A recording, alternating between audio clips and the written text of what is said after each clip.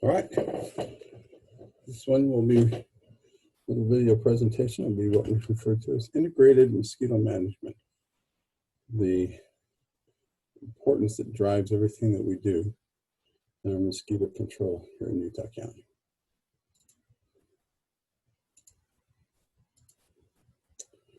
And here we go.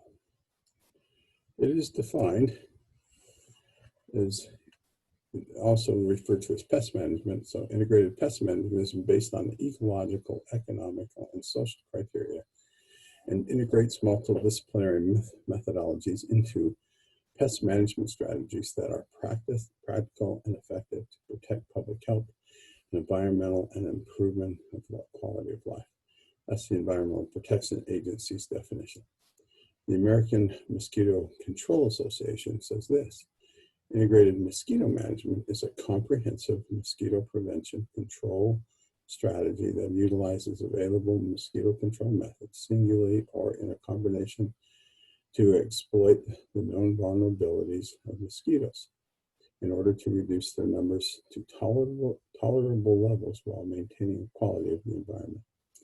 And in my words, I just said, doing all we can and using all the tools we have to control mosquitoes with as little impact on the environment and animal population, including us. So keeping that in mind, and I hope the mind makes a little more sense, a little less wordy, we're going to do all we can to control the mosquitoes and do the least we can in impacting the environment and people around us. It has three components. First, it is knowledge-based. Second, it is driven by surveillance and recognizes the third base, which we have limited resources, so we can't do everything, so we have to make choices. First of all, knowledge base. Some things are important to know or are just interesting as part of the integrated mosquito management. For example, there's 174 species of mosquitoes in the United States. We need to know which ones are in our district. It's nice to know that there's 174. We need to know and understand their life cycle, okay? We need to understand their habitats and their preferences. We need to understand the peak of activities or flight times. We need to understand of the different breeding cycles at times. And finally, we need to understand feeding preferences they may have. And flight times, all of them and ranges help us then to create an integrated mosquito management plan. For example, let's look at the flight range. Aedes albictus is less than a mile. Orculix pipiens will fly a mile. The Vexans 2 to 5 miles. Tarsalis 2 to 10 miles. And so on. Noticing the distance by which they fly, where the ocular terrace have really a wide range, but we don't have them here. The Tarsalis one we have, the Kerry West Nile, 2 to 10 miles. And so we're finding them in adult. We've got a wider range to look for them in a larva versus, for example, Aedes albictus, which we don't have here, but pipiens, which stay fairly close, within a mile of where they passed. Another part is surveillance. Integrated mosquito management is driven by surveillance. We need knowing where they are and the numbers that they are there in. And so as people go out and work in the field, using different kinds of traps, we are trying to create some sort of a surveillance and understanding what's going on. Don't do anything unless there is a need. Spray operations should never be scheduled on a reoccurring basis. So we don't just spray because it's the next week. We're going to always spray Tuesday this area and Wednesday that area and Thursday that area.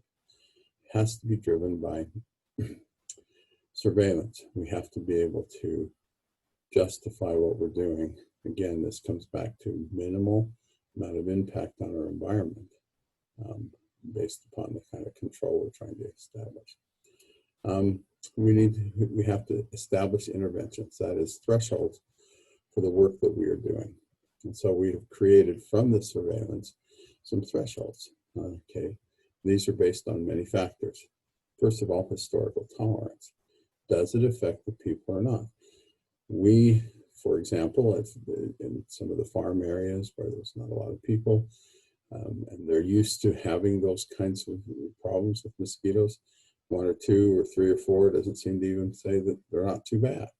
And they're not bad until they get hundreds or thousands of them swarming and coming in to try to gain a blood meal.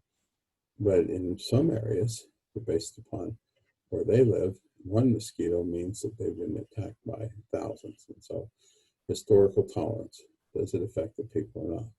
Political considerations. Large urban communities have a very different view and idea than versus rural communities. Disease transmission, history and potential.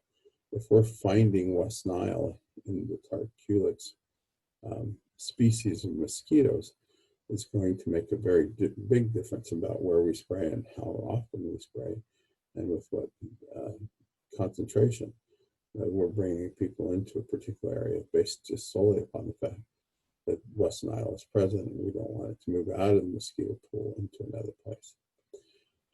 The surveillance tools, the traps, the dip counts, the listening to people as they call it, all of those are part of this establishing these intervention thresholds. Time of year utilization, if it's spring versus the middle of summer, or if it's late fall, what we'll look at as far as what we'll do. And what we do in the late fall is going to be a little bit different than what we do in the early spring or what we do in the middle of the summer, okay? And then the specific species of mosquitoes. If we're looking at vectors mosquitoes, we're going to be much more willing to move towards spraying, especially from the plain, where if it's just a nuisance mosquito, we may save those resources for later, okay? And then resistance situations to insecticides. And we actually do testing within our district. We usually try to do it once a year to make sure that the insecticides we're using is not inducing any resistance in mosquito populations, so that what we use is actually effective. We also do a lot of rotating of like the larvicides, like with our biking. We'll rotate from the Vectalex to the Alticid and then to the 4-star, giving them a different look or a different formulation of the insecticide to keep them from gaining that resistance. So level 1, late spring, early summer. Where June, as I'm doing this, this is where we'd be. Dip count greater than 3 will be treated with the prophyl larvicide. Trap counts greater than 50 of adult mosquitoes that are potential vectors will begin ULV fogging.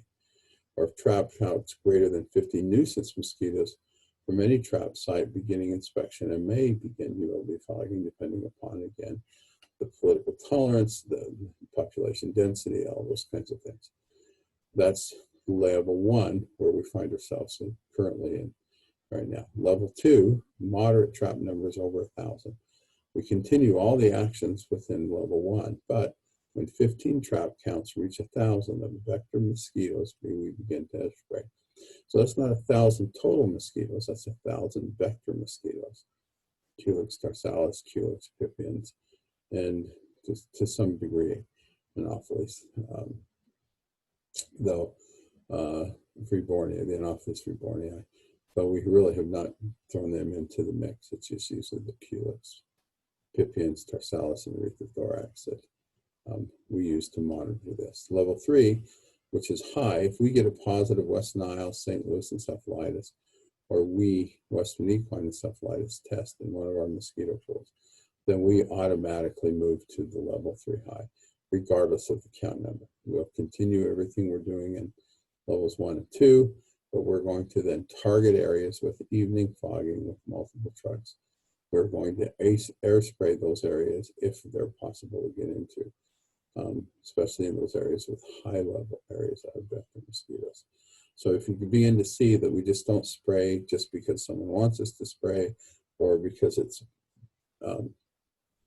good for the employees to make sure that they work, we only spray when we reach those thresholds that are available, okay?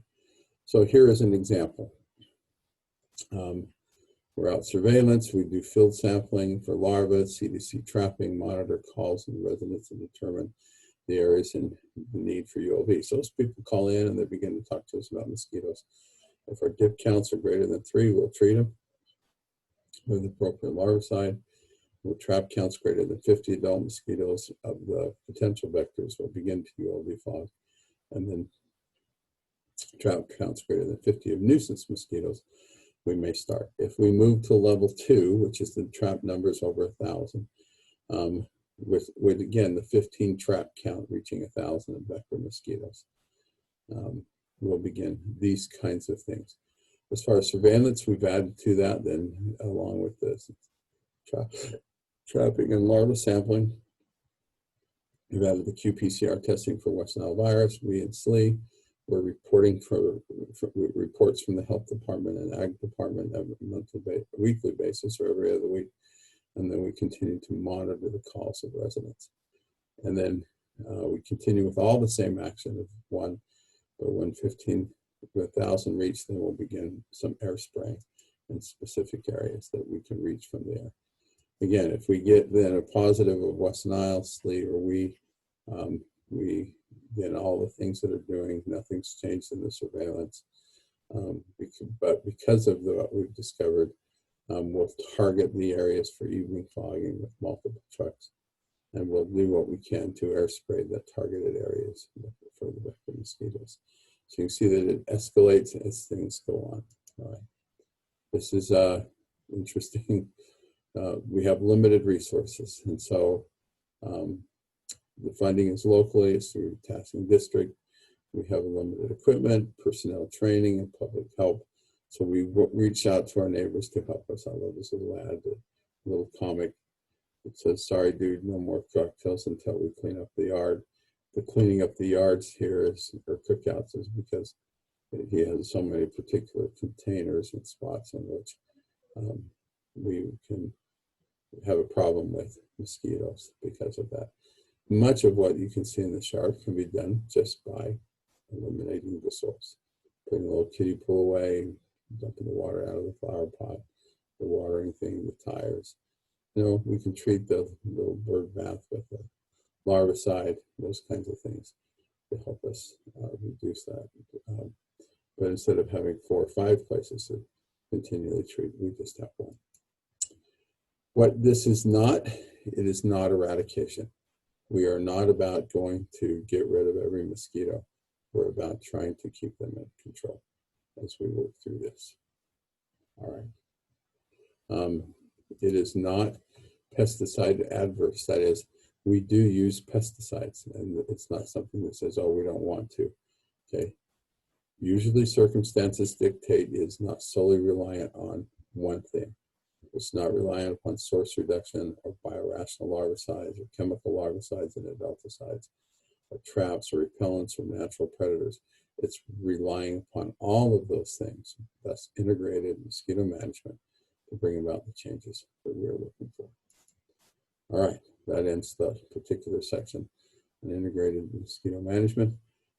Again, you're to email me that you've completed this, and you are to list for me then what number of mosquitoes that we need in our vector-borne traps to move from, to begin our airplane spraying.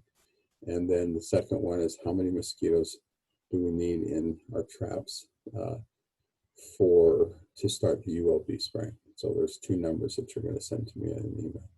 Thanks for watching.